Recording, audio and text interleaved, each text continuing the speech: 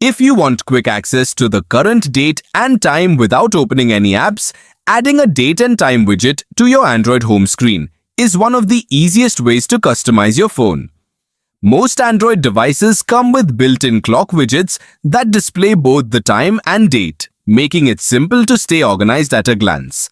In this guide, I'll show you how to add a date and time widget to your Android home screen in just a few simple steps. To begin, go to your Android phone's home screen and find a blank or empty area.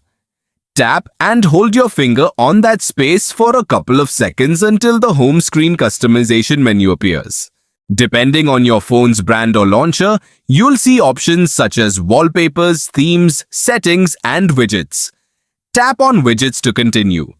Next, browse through the list of available widgets. You can scroll through the categories or use the search feature if your phone offers one.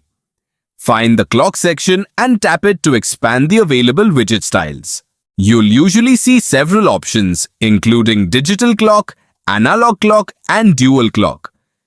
Many of these widgets also display the current date, giving you both pieces of information in one convenient widget.